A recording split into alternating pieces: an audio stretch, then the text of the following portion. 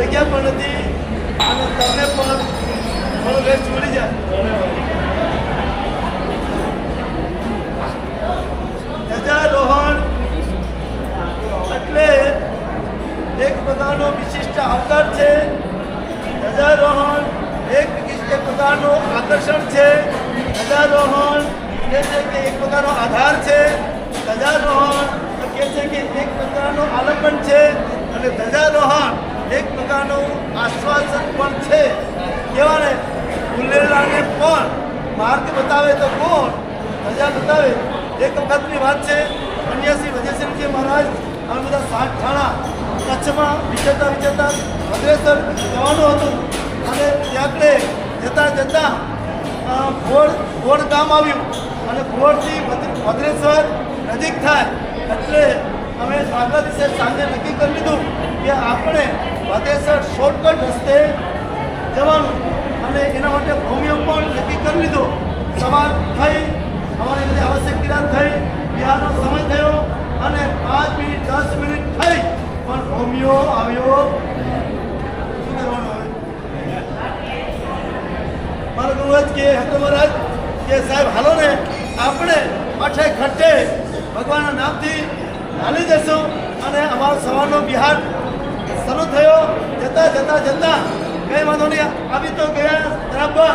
પણ ભદ્રેશ્વર આવે એના પેલા રસ્તો ખુલ્લા પડ્યા અને આમથી આમ અને જેમ સૂરજ તપતો જાય એમ કન્યાશ્રી વજય સમાજને માઇગ્રેન પણ તપતો જાય. હવે કોઈ સામે ફેર પડે નહીં. કરવું શું? મારા ગુરુ મહારાજ 2 વાર આમ લગાડી આટલા લગાડ્યા અને ત્યાં જોયું કે પાછળ આ ડુંગરી છે. ડુંગરી એટલે નાની ટેકરી છે. ત્યાં ચડીને જો કોઈ મળે તો બરાબર. અને થયું એમ જ ગયા ગુરુ મહારાજ ત્યાં અને પાછળ ખેતરમાં ખેડૂત કામ કરતો હતો એને બોલાવ્યા અને બોલાવતા સાથે ખેડૂત તરત ત્યાં આવ્યો અને આવ્યા પછી કીધું કે ભાઈ અમે ભૂલા પડ્યા છીએ, અમારે ભદ્રેશ્વર જવું છે, કેવો રસ્તો બતાવો. હાલો મહારાજ રસ્તો બતાવી દો. કયો? શોર્ટકટ એ રાકેશ કયો રસ્તો જોઈએ? શોર્ટકટ રસ્તો આ છે. ખેડૂતે કીધું મારા સાહેબ ચિંતા ના કરો, હમણાં તમને ટૂંકા રસ્તો બતાવી દઉં. ગયા આ બાજુની ટેકરીથી ખેડૂત પેલી બાજુની ટેકરી લઈ ગયો અને ઉપર ચડાવ્યા. જો મહારાજ પેલી ધજા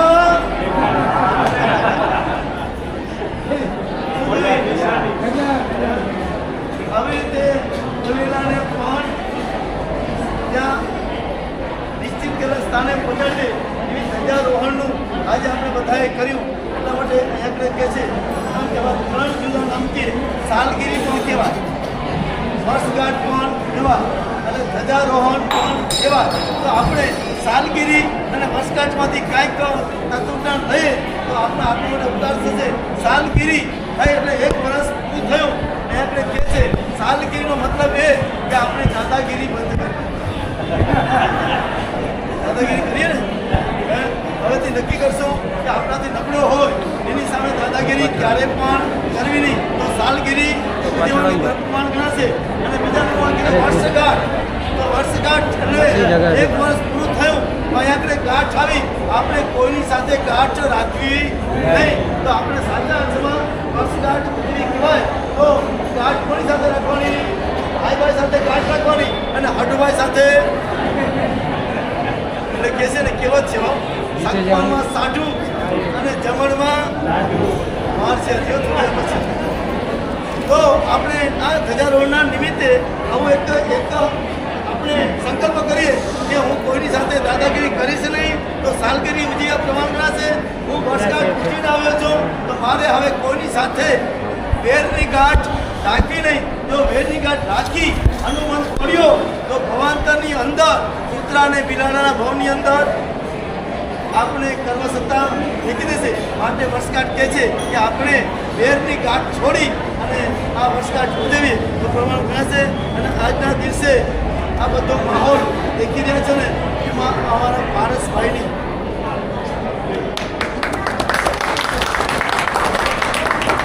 એટલું નહીં પણ આપણી હાલાની પ્રજા પ્રત્યેની લાગણી. લંડન રહ્યા છતાં પણ એને માદરે વતન યાદ કર્યું. માદરે વતનમાં જોયું તો ત્યાં કાંઈ હવે ઘર રહ્યા નથી. તો ક્યાં? તો પાવન ગામનું એક ગામ ભીવંડીમાં આવે. આ જગ્યામાં છે ને મદ્રેસા બનવાનો હતો. મદ્રેસા આ લોકો મૂકીએ હા એવી પેસેજ હતો બનવાનો. પણ કપૂરભાઈ બિરલા અને ચેતન નગરિયા સાવધાન રહ્યા કે આપણો આવો લોકેશન મજાનો એરિયો છે તો આના એવું નહીં. અને એ વાત કરતા કરતા શું કયો કોન્સેપ્ટ છે તો આ જગ્યા સ્કૂલના કોન્સેપ્ટ માટે ગવર્મેન્ટે ફાળવી છે, રિઝર્વ રાખી છે. તો લાવ શું કરું તો લઈએ.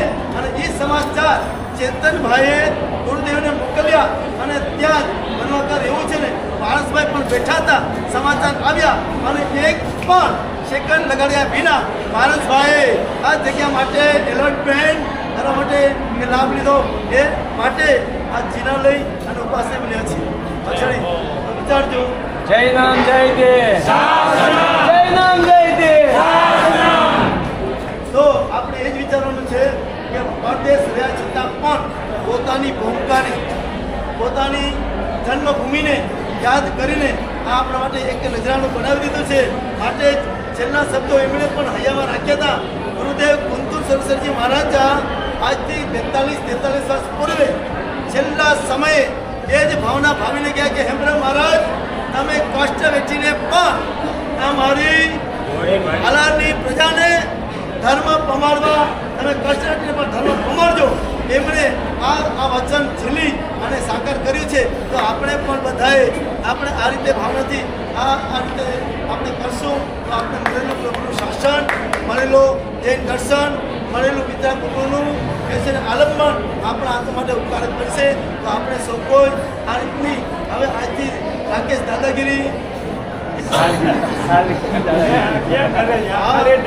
ભાઈડો હું મેળામાં ગયો તો ક્યાંય ભાવ થઈને રહ્યો.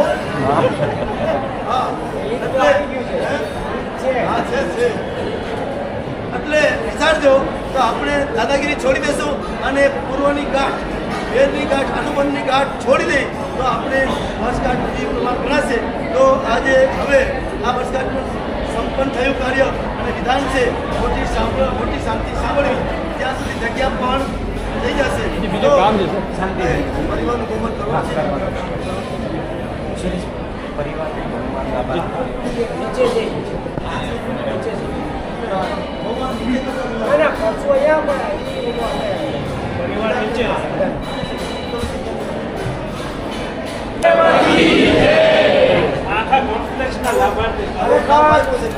આજે આપણા સંઘના પુણ્યોદયે 4 આચાર્ય ભગવંતો, સાધુ ભગવંતો, પન્યાસ ભગવંતો, સાધુ ભગવંતો, સાધ્વીજી ભગવંતો, શ્રાવકો, શ્રાવિકાઓ એટલે ચતુર્વિધ સંઘ સાથે આજે આપણે દાદાની ધજાનો સંપન્ન થયો. આપણે ધજારોહણ કાર્યક્રમ સંપન્ન થયો અને એમાં પણ આજે ખરેખર આપણા આ વખતના ધજાના લાભાર્થી પરિવાર ચારુબેન, રમેશચંદ્ર, વિવેકજી, હરિયા પરિવાર અને સાથે હજી એક આપણે સહયોગ એવો સરસ થયો કે પારસભાઈ એટલે કે માતુશ્રી જયાબેન ચુનીલાલ ટોઢિયા પરિવાર જેમણે આ આખા સંકુલનો લાભ લીધેલ છે. આ સ્કૂલનો આખું સંકુલ જિનાલય, ઉપાશ્રય અને સાથે સાથે 550 વર્ષથી તપના તપસ્વીઓને એટલી સુંદર ભાવના સાથે આ વર્ષી તપ કરાવી રહ્યા છે. એવા પારસભાઈ પણ આજે આપણી સાથે છે, આ ધજારોહણમાં સાથે છે. એટલે આપણા ખરેખર એક અનુમોદના કરી આપણે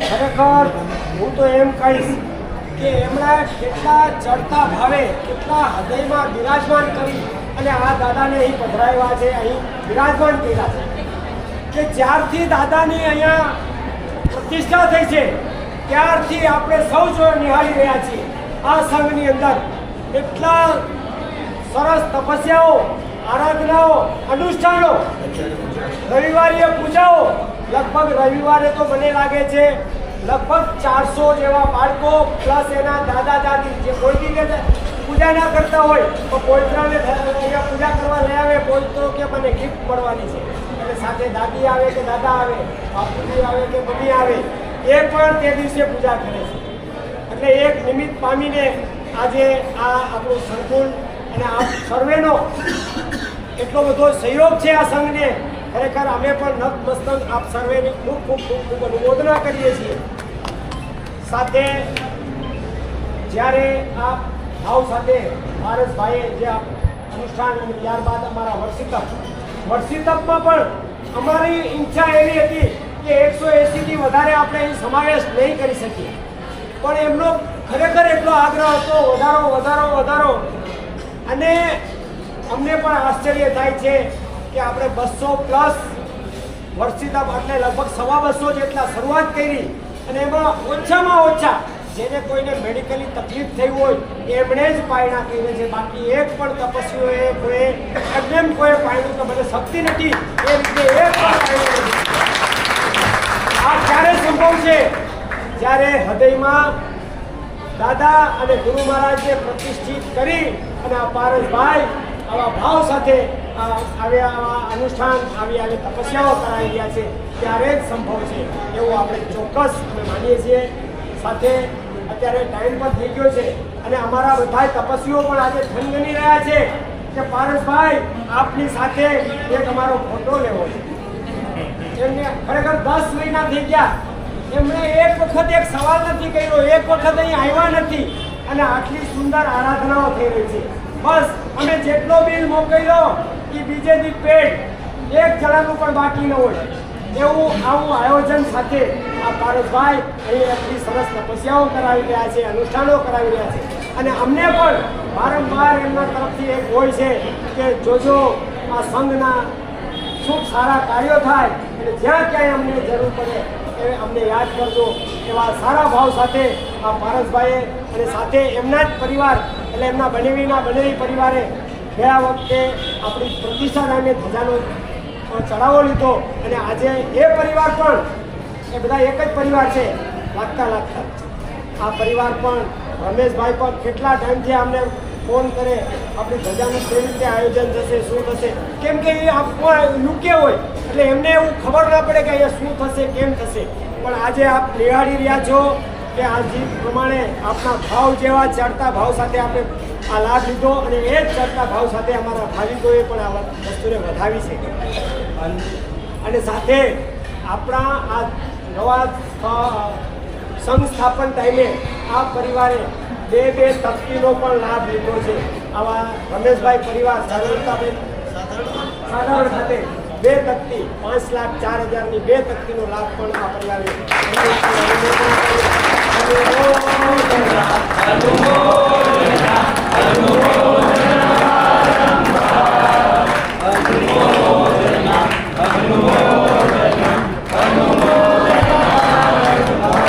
આ પરિવારની વિશિષ્ટતાઓ કદાચ અમે 1-1.5 કલાક બોલીએ તો અમારા ઘર પૂરી ના થાય. એમના કેટલા કાર્યો ચાલી રહ્યા છે અત્યારે. મને લાગે છે કદાચ એમને પણ યાદ નહીં હોય. એકાઉન્ટન્ટ કહેતો હશે કે આટલામાં અહીંયા મોકલ્યા, આટલા અહીંયા મોકલ્યા. ઓકે. આટલા બધા અનુષ્ઠાનો લગભગ એક જ વસ્તુ કહું 60 થી 70 ઉપવાસ રહી આ પારસભાઈના સુકૃત લક્ષ્મીથી આપણા અહીં નિર્માણ પામ્યું. આખા ભારતની અંદર જ્યાં ગુરુદેવે જ્યાં ગુરુદેવે આજ્ઞા કરી આ સૂચન કર્યું કે આપણે આ કરવાનું છે તો હતી બીજો શબ્દ જ નથી. ક્યાં છે શું છે એ તો પછી એમને ખબર પડે કે ગુરુ મહારાજે કીધું એટલે ઓકે. અત્યારે પણ એ આવવા તૈયાર નહોતા, પણ અમે લિંક લગાવી ગુરુદેવની, સાહેબ આપ આજ્ઞા કરો ત્યારે જ એ પધારશે. અને ખરેખર ત્યાં ગુરુદેવ અમે હમણાં આરાધનામાં ગયા ત્યારે સાહેબે કીધું કે પારસભાઈ તમારે જવાનું છે, બસ નથી ત્યાં સુધી અમને હા નહોતા કરતા. એટલે આવા ગુરુ ભક્ત ગુરુને હૃદયમાં બિરાજમાન કરી અને ભક્તિ સાથે વાત કરો. આ આપણા ઉપાસની વાત કરીને એ ઉપાસ કેવો કે જંગલમાં મંગલ કરનારા. અહીંયાથી તો અમે નીકળીએ તો તમે 5-25 જણા તો આવશો, તો રાકેશજી હોય તો 3 મુકા વાગડા હોય, પણ વચ્ચેનામાં કોણ આશ્રય, કોણ ક્યાં સ્થાન, એવા 60 ઉપાશ્રય બિહારના ક્ષેત્રોમાં એ ડેમેજ થઈ ગયેલા હતા. ઘણાના શિલિંગો તૂટી ગઈ હતી, નડિયા ઉડી ગયા હતા, પાના તૂટી ગયા હતા, કોઈ સંભાળનાર નહોતું. પણ એક સુરતની યુવા ટીમ એવી તૈયાર થઈ. એ લોકો પાસે કાર્ય શક્તિ હતી, પણ મની પાવર, મેન પાવર હતો, પણ મની પાવર નહોતો. અને તપાસ કરતા કરતા ખબર પડી કે વજ્રેશન મહારાજ છે ને આવું કામ કરાવે છે, લાવ જઈએ. અને ક્યાંક મન બેસી જાય. અને બનવાકાર એવું જ બન્યું કે આ બાજુ લઈને આવ્યા. એ લોકોએ પણ 22 ઉપાશ્રય સુરતની આજુબાજુ રિનોવેશન કરાવ્યા. એનું બધું જોયું, કાર્યને જોયું, ને મારા કુમારને બરાબર ખસી ગયું. સૌરાષ્ટ્ર બિહાર સમિતિ કેટલા સમયથી આના માટે તરસી રહી હતી કે કરું શું, કેવી રીતે કરું. બિહારમાં સતત અવરજવર થતી હોય, પણ ઉપાશ્રય ડેમેજ હોય, કરું શું. અને આ બીડું ઝડપ્યું પારસભાઈએ. અને 60 ઉપાશ્રય જાણે નવા થયા હોય એવું બધાના.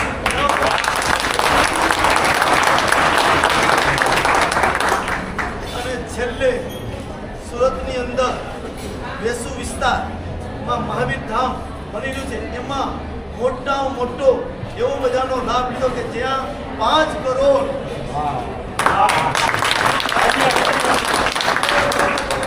આપણો બોલાવ્યું.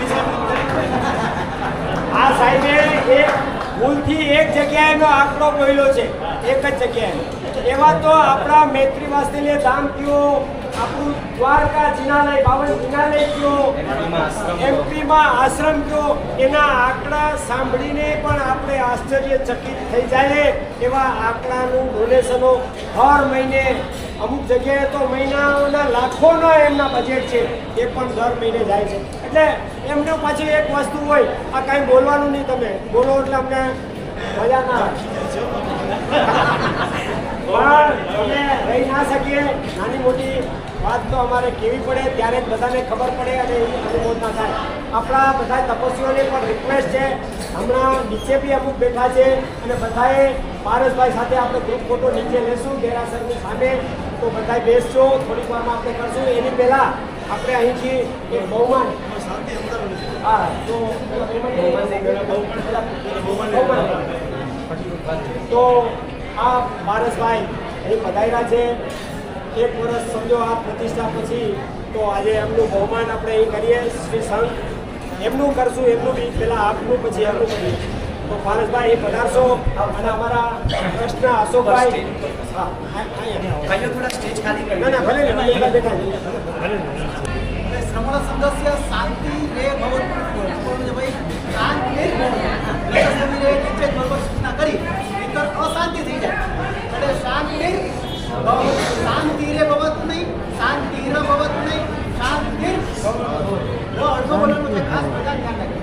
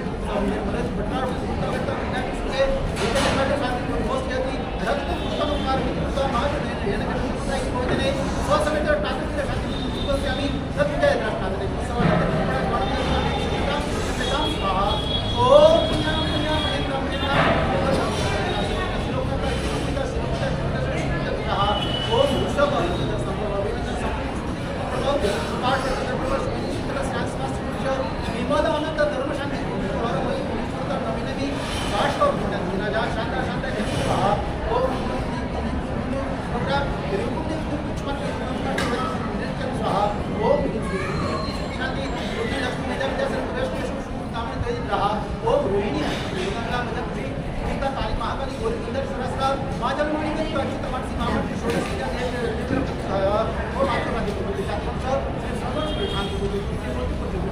बहुत ग्रास्तांना सिलेंडर बुध बृहस्पती शुक्र समित राहुकेत सहित सर्व मला सोम यम वरुण वनस्पती देव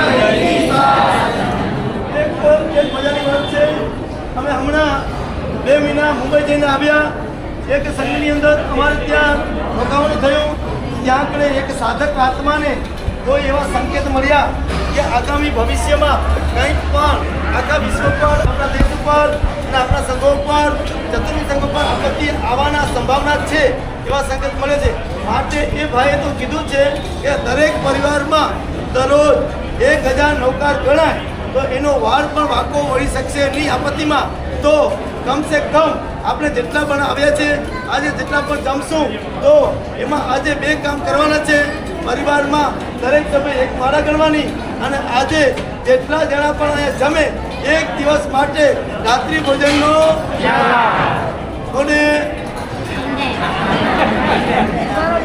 તો હાથ હોય તો હાથ જોડજો એક દિવસ સર્વ મંગલ મંગલ્ય સર્વ કલ્યાણ